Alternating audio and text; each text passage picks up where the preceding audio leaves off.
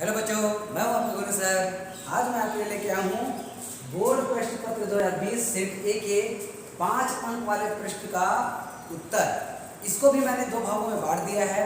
5 अंक वाला एक प्रश्न जो आया है प्रश्न नंबर 15, इसके लिए मैं आपको एक ही वीडियो में बताऊंगा, और प्रश्न नंबर 16 उसको भी मैं एक वीडियो में बताऊंगा। तो चलिए आज का प्रश्न जो प्रश्न नंबर 15 दिया हुआ है उससे शुरू करते हैं। ये है हमारा अध्याय 8 का प्रश्न, बैंकिंग एवं कराधान। और इसमें से हर साल 5 नंबर का क्वेश्चन आना ही होता है। एक तो होता है सावधि जमा खाता, दूसरा होता है आवर्ती जमा खाता, और तीसरा होता है हमारे पास कराधान। तीनों में से 2 क्वेश्चन हर साल आपको 5 नंबर का मिलेगा ही मिलेगा। तो यदि इसमें से 2 चीजें आप अच्छे से कर लेंगे तो आपका 5 नंबर कहीं नहीं जाएगा। तो चलिए आज का प्रश्न हम शुरू करते हैं। वसीम ने पंजाब नेशनल बैंक में 200 रुपये प्रति माह की दर से 5 वर्ष के लिए आवर्ती जमा खाता खोला। कौन सा खाता है? आवर्ती जमा खाता। यदि ब्याज की दर 6% वार्षिक हो तो 5 वर्ष पश्चात उसे कितनी धनराशि मिलेगी? मतलब हमको 5 वर्ष बाद कुल प्राप्त धन निकालना है, और कुल प्राप्त धन का सूत्र होता है मासिक जमा धन गुणा महीनों की संख्या धन ब्याज। तो इस प्रश्न में आपको मासिक जमा धन बस दिखाई दे रहा है, न ही महीनों की संख्या और न ही ब्याज। तो महीनों की संख्या तो आपको निकल जाएगा कहां पर से? 5 वर्ष से। मतलब समय जो हमको वर्ष में दिया है उसको आप माह में बदल सकते हो, और उसके बाद चाहिए होगा हमको क्या? ब्याज। तो चलिए हम प्रश्न को कैसे हल करते हैं, और इसी तरीके से आप अपने वार्षिक पेपर में भी हल करिएगा। तो चलिए वसीम द्वारा पंजाब नेशनल बैंक में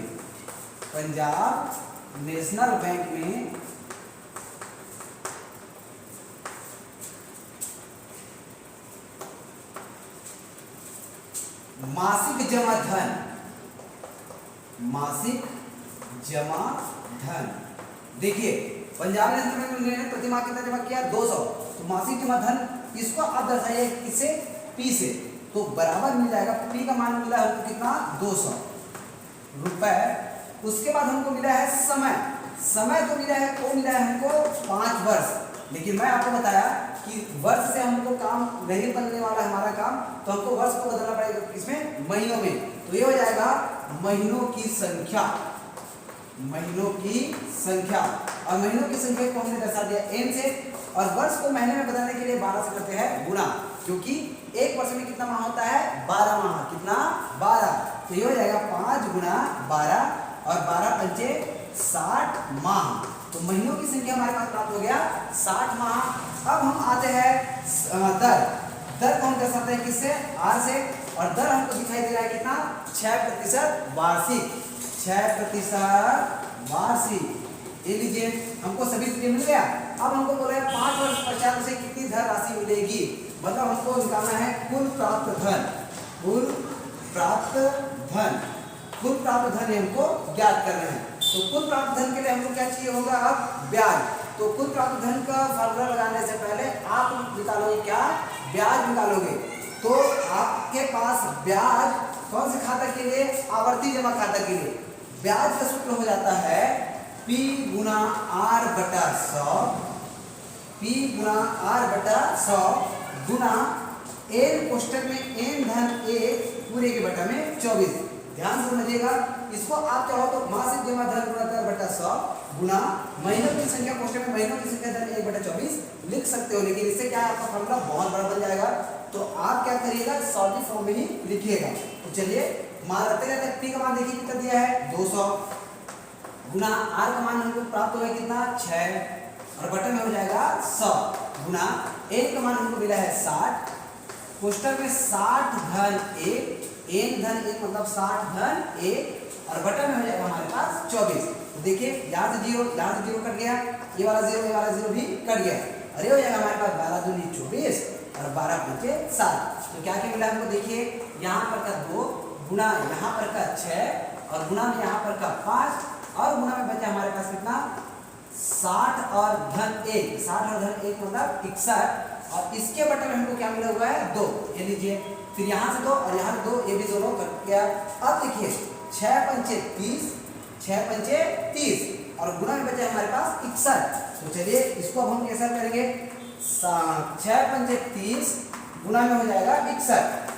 अब इसको हल करिए, 3 एकम 3 और 3 छक्के 18 और यहाँ पर पहले से 0 बचा हुआ है तो ये हो जाएगा 1830 रुपये। ये क्या है हमारा, ये हमने निकाला है क्या, ब्याज। अब हमको निकालना पड़ेगा कुल प्राप्त धन। तो चलिए फार्मूला लगा लेते हैं, कुल प्राप्त धन। तो कुल प्राप्त धन का सूत्र क्या होता है, P गुना A, मतलब मासिक जमा धन गुना महीनों की संख्या, और धन में मिल जाएगा हमारे पास ब्याज। अब बस हमको मान रखना है, P का मान आपको पता है 200 दिया हुआ है और N का मान हमने प्राप्त किया था कितना, 60, और धन में हमने ब्याज प्राप्त कर लिया कितना, 1830। बस गुना कर दीजिए, 6 दूनी 12, 1 2 3 0, तो 1 2 3 0 हमने लगा दिया, धन 1830। अब बस 12,000 में 1830 को जोड़ेंगे तो कितना मिलेगा, ये मिल जाएगा हमको 13,830 रुपए। तो ये जो 18,830 रुपये निकला, यही हो जाएगा हमारा आंसर। देखिए ये क्वेश्चन आपको कितने नंबर मिल जाए, 5 नंबर, और इसको बनाने के लिए आपको 5 नंबर भी नहीं लगेगा यदि आपने फार्मूला को अच्छे से याद कर लिए होंगे तब। तो ये फार्मूला को आप अच्छे से याद कर लीजिएगा। अब हम चलते हैं इसी प्रश्न नंबर 15 के, अथवा जिसमें हमको मिला है क्वेश्चन कराधान से रिलेटेड। मैं आपको 3 चीजें बताया हूँ, एक कराधान का क्वेश्चन और एक सावधि और एक आवर्ती। तो इस साल 2020 में आवर्ती और कराधान का क्वेश्चन मिला है, सावधि का नहीं मिला है। तो आपको अब बताता हूँ मैं कराधान का क्वेश्चन। तो कराधान का क्वेश्चन जो है वो बहुत ही लंबा है, तो इसको मैं पढ़ के सुना रहा हूँ, आप अच्छे से ध्यान से सुनिएगा इसको आप किस तरीके से बनाएंगे। प्रश्न नंबर 15 का अथवा,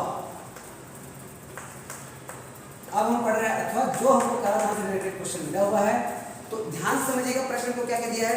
वित्तीय वर्ष 2013-14 में एक शासकीय कर्मचारी की वार्षिक आय 3,60,000 रुपए है। वार्षिक आय कितना है, 3,60,000।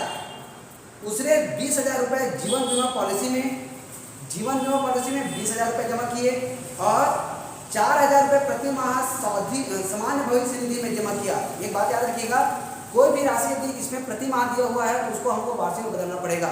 मतलब यहाँ पर सावधि जमा खाता जो है, सामान्य भविष्य निधि में उन्होंने जमा किया 4,000 रुपए, सामान्य भविष्य निधि में 4,000 जमा किया, तो उसको हमको वार्षिक में बदलने के लिए गुणा करना पड़ेगा 12 से।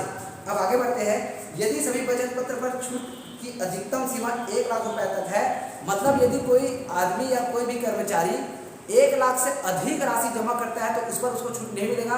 अधिकतम छूट की सीमा जो है इसमें 1 लाख रुपए है। अब तो देय आयकर की गणना करें और आयकर की दर हमको दिया गया है और इसी के आधार पर हमको शिक्षा कर जो लगाना है वो देय आयकर का 3% पर हमको लगाना होगा।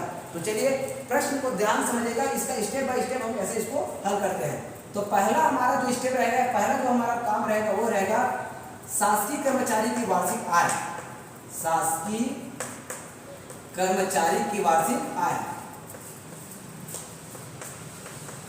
ये लीजिए शासकीय कर्मचारी की वार्षिक आय, ये हमको मिला है 3,60,000 रुपए, 3,60,000 रुपए। अब दूसरा स्टेप आएगा हमारे पास, कर में छूट योग्य राशि। क्या, कर में छूट योग्य राशि। तो अगला हम लिखते हैं कर में छूट योग्य राशि। ये वो स्टेप है जिसमें यदि हमने कोई संस्था में जमा की है राशि, जैसे सामान्य भविष्य निधि, जीवन बीमा पॉलिसी, ये वो राशि है जिस पर हमको कर देने की आवश्यकता नहीं होता है, इसीलिए इसको हम कहते हैं कर में छूट योग्य राशि। तो कहाँ पे जमा किया है, एक तो हमने जमा किया है जीवन बीमा पॉलिसी, जीवन बीमा पॉलिसी, इसमें हमने जमा किया है जीवन बीमा पॉलिसी में हमने जमा किया है कितना, 20,000 रुपए। अब दूसरा हमने जमा किया है कहाँ पे, सामान्य भविष्य निधि में, सामान्य भविष्य निधि। लेकिन इसमें हमने 4,000 रुपए जमा किया है। कैसे जमा किया है, प्रति माह जमा किया है, और प्रति माह जमा किया है तो इसको हमको गुणा करना पड़ेगा किससे, 12 से, क्योंकि इसको हमको बनाना पड़ेगा वार्षिक। अब चलिए 12,48,000 रुपए। अब देखिए इस पर भी हमको कर देने की आवश्यकता नहीं है और इस राशि पर भी कर देने की आवश्यकता नहीं है, मतलब हम इसको कहेंगे कुल कर में छूट योग्य राशि, कुल कर में छूट योग्य राशि। तो कुल कर में छूट योग्य राशि मतलब इन दोनों राशियों का योगफल। तो चलिए जोड़ देंगे दोनों को तो 48 और 20 मिला के 60 और 68 रुपए। ये वो राशि है जिस पर हमको कर देने की आवश्यकता नहीं है। तो अगला स्टेप हमारा निकल जाएगा कर योग्य राशि। कर योग्य राशि, तो कर योग्य राशि मतलब इतने में हमको कर देने की आवश्यकता नहीं है और इतना हमारे पास आय है तो कितने में कर देना पड़ेगा। सिंपल सी बात है, इस राशि में जिस राशि में हमको कर नहीं देना पड़ेगा उसको घटा देंगे। तो चलिए ये हो जाएगा हमारे पास 3,60,000 ऋण 68,000 रुपए। अब 3,60,000 में जब 68,000 घटाएंगे तो सिंपल सी बात है कितना आएगा, ये तो 2,92,000 आएगा, लेकिन आपको मैं घटा के दिखा देता हूँ। 1 2 3 0 1 2 3 0, ये हमने 3 0 लगा दिए। अब 10 में 8 घटा ये हो जाएगा, 10 में 8 घटा आ जाएगा 2, ये हो गया 15, 15 में 6 घटा आ जाएगा 9 और ये हो जाएगा कितना 2,92,000 रुपए। ये वो राशि है जिस पर हमको क्या देना है, कर देना है। अब हमारा अगला स्टेप आ जाता है आयकर की गणना। आयकर की गणना ये आपको प्रश्न में दिया हुआ रहेगा, टेंशन लेने की आवश्यकता नहीं है। आयकर की गणना में हमको पहला स्टेप जो दिया है, देखिए 2 लाख रुपए तक कोई कर नहीं। पहला स्टेप जो हमको मिला हुआ है ये मिला है 2 लाख रुपए तक कोई कर नहीं, कोई कर नहीं। और दूसरा स्टेप जो हमको मिला है वो मिला है 2 लाख से 2 लाख रुपए से या 2 लाख 1, इसमें एक पे एक्स्ट्रा लिख के चलने का कि दोनों जो स्टेप दिखाई दे रहे हैं वो बराबर न दिखे, लेकिन एक को आप जब घटाना होगा तो एक को आप नहीं घटाएंगे। इसमें घटाएंगे क्या, सिर्फ 2 लाख घटाएंगे। 2 लाख 1 रुपए से 5 लाख रुपए तक ये कितना प्रतिशत रहेगा, 10%। अब यहाँ पर समझिए हमको क्या करना पड़ेगा, आप ये देखेंगे कि ये दोनों के बीच में आपका राशि आ रहा है कि नहीं। आपको यहाँ पर 2 लाख से 5 लाख रुपए के बीच में कितना रुपए देना, कितना प्रतिशत देना है, 10%।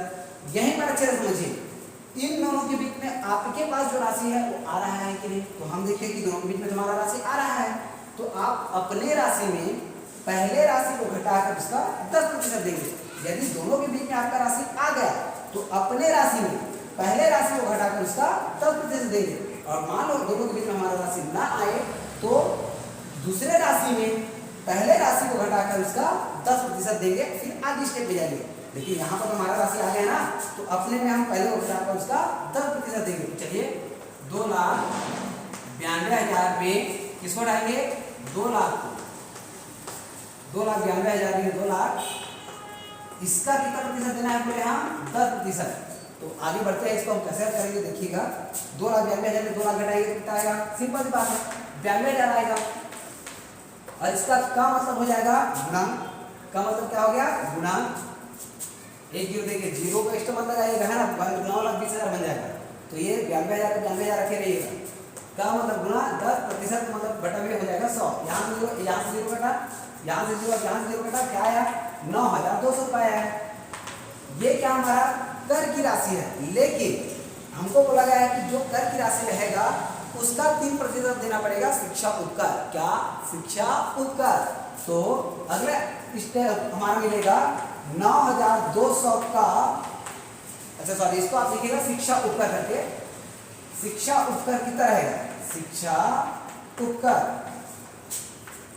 ये हमको मिलेगा 9,200 का कितना प्रतिशत देना पड़ेगा, 3%। तो 9,200 का 3% आपको शिक्षा उपकर के रूप में देना पड़ता है। तो 9,200 का मतलब फिर से गुना और 3% का मतलब बटा में 100। तो ये जीरो कट गया, यहाँ से ये जीरो और यहाँ से ये जीरो भी कट गया। तो अब क्या है, 3 दूनी 6 और 3 या 27, 276 रुपए। ये जो राशि मिला और ये जो राशि मिला है, इन दोनों को हमको टोटल कर के रूप में देना है।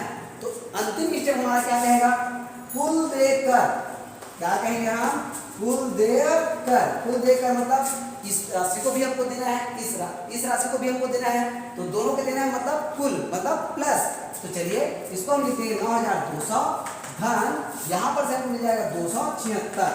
अब इस तरीके से हमको क्या मिल जाएगा, 0 6 का 6, 0 7 का 7, 2 और 2 4 और ये हो जाएगा हमारे पास 9।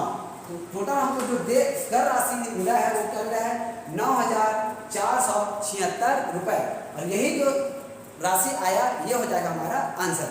तो इस तरीके से आप आवर्ती जमा खाता का और करंट अकाउंट क्वेश्चन आसानी से बना सकते हो। तो इस वीडियो को ज़्यादा से ज़्यादा बच्चों तक शेयर करिए और उनको एग्जाम के लिए हेल्प करिए। Thank you.